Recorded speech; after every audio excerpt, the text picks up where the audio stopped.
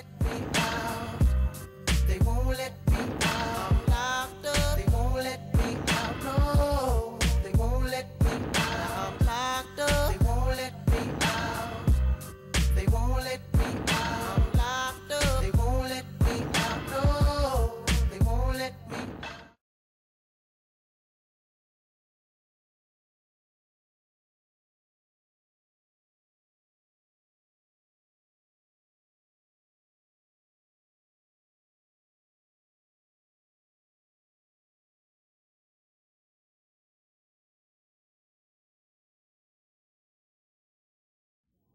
Welcome to Inside Addiction. My name is Dean and I am Recovery.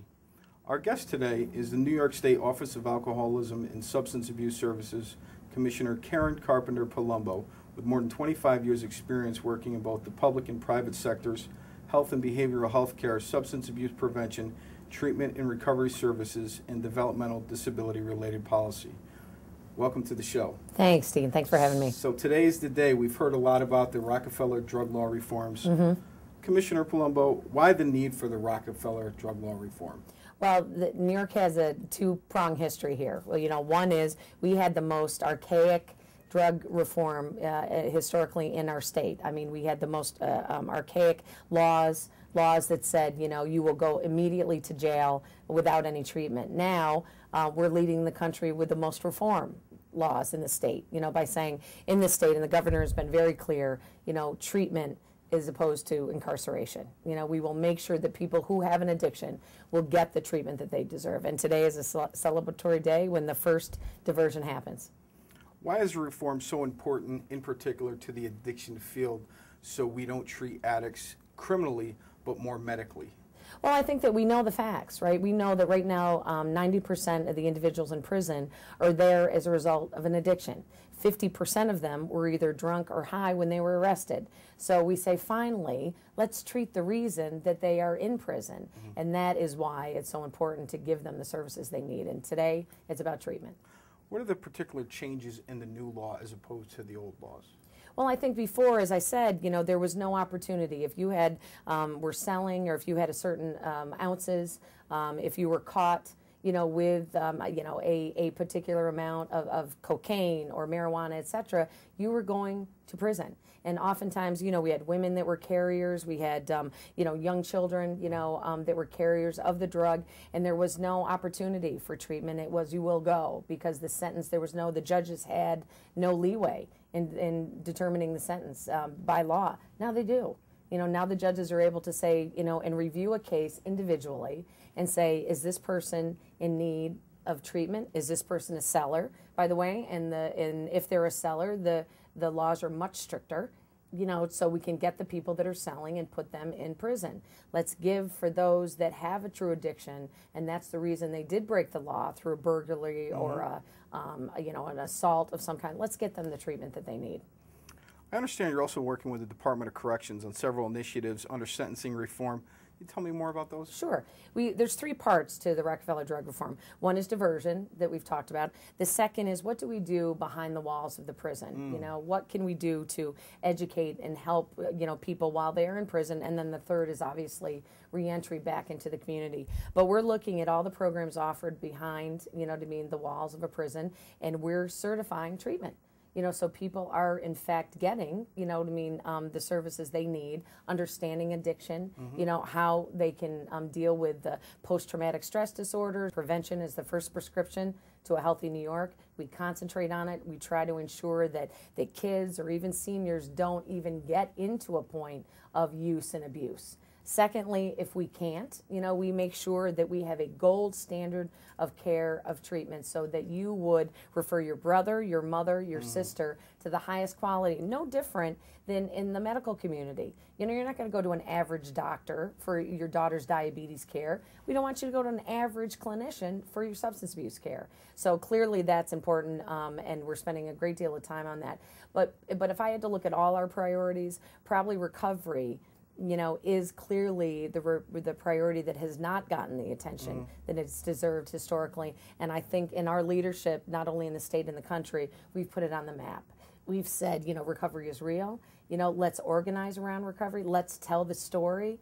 and you've heard from Monroe, and you'll hear from Amber, and we'll talk about, your story matters, to be proud of your recovery. And if you want to tell your story, you do it voluntarily. We don't make anybody do that, but the power of that recovery and telling your story offers hope. And that's why, we're really leading not only our state, but in the nation in having people tell their story. I hear you talk about a recovery movement that is mobilized. Could you tell me more about that? Sure. Historically, in the disability community, for the mentally retarded or developmentally disabled adult, families got together and they pounded on the table and they said, our child who is Down syndrome or has a mental retardation, they will get the same opportunities as a child that isn't mentally retarded. They fought, they wouldn't let it go. That was the consumer movement. And then we see our sisters and brothers in the mental health movement, the consumer movement, that said no longer are we going to be pushed aside, as an illness that doesn't get the attention that deserves. So they motivated, the entire country, to really see the parity of mental health, and the need for mental illness. In our world, we have hundreds and thousands of people in recovery, but they're not joined together. That is, something that we're trying to promote. The opportunity to join together. We're going to release at the end of the month a request for proposal to have probably the first statewide organization to enhance community organizing among those that are in recovery from alcohol and other substances. And that has been necessary, and it will work when I know if I've made a wrong decision, people are picketing me in the street. New York State Prevention's treatment and recovery efforts are clear, but what in particular would you tell the viewers, what can they do? For example, what can they do today? What can they do tomorrow, next week, next month, out in their communities or even in their own home to build the movement? Well, I think first, if you so choose, and it is if you so choose, tell your story. Absolutely. And it's telling your story maybe to a brother that's going through that same time. It could be telling your story to someone that you meet in a grocery store or in a church, that you see struggling, But it's also about joining together and doing more than just that. It's what can you do to build a movement that says, releasing your name and building up, just very simply, sometimes adding your name to a database to say, to build the numbers so we can, if we have a problem in Washington, we know who to call. Sometimes in the entire movement, we were taught all along, anonymity, but you can advocate with anonymity, and we know AA and NA tremendously respective, so we know we have the people, but also those incredible resources tell us you can't talk about your group and where you're going for AA, but you can certainly talk about your story. And so we're trying to promote it, in two ways. With Your Story Matters, I'm Recovery, that you opened up the show with, which is fantastic, and also helping people to come together and, in the consumer movement, that says we deserve, a good job. We deserve great housing, because we fought hard with our addiction, and we're on the other side leading a life of long-term recovery. Obviously, you've had a lot of interactions with the recovery walks, with the Your Story Matters.